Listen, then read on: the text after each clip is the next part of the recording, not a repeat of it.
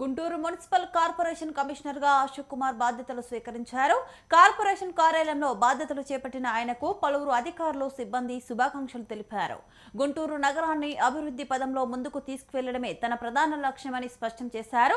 నగర ప్రజలకు మౌలిక వసతులు మెరుగ్గా అందించేందుకు ప్రత్యేక కార్యాచరణ చేపడతామని తెలిపారు. పారిశుద్ధ్యం, డ్రైనేజీ వ్యవస్థ బలోపేతం, తాగునీటి సరఫరా, రహదారుల అభివృద్ధి, స్ట్రీట్ లైట్స్ నిర్వహణ వంటి అంశాలపై ప్రత్యేక దృష్టి సారిస్తామని పేర్కొన్నారు.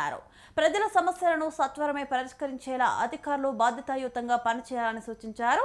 పాలనలో పారదర్శకత, క్రమశిక్షణతో కూడిన పని విధానాన్ని అమలు చేస్తామని, అవినీతికి తావు లేకుండా ప్రజలకు సేవలందించడమే లక్ష్యమని వెల్లడించారు.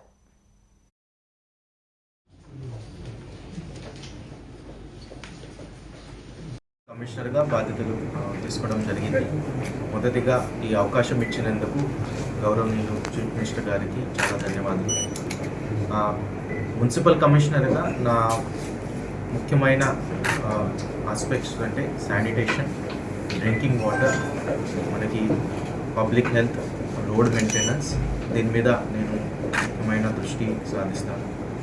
దాంతోపాటు మనకి ప్రజా సమస్యలు పరిష్కారం కోసం ఏర్పాటు చేసిన ఈజీఆర్ఎస్ సిస్టమ్ ఏదైతే ఉంది, దాంట్లో వచ్చిన ఏదైతే గ్రీవెన్సెస్ ఉంటాయి, దీని మీద కూడా నేను ప్రత్యేకంగా దృష్టి పెట్టడం జరుగుతుంది.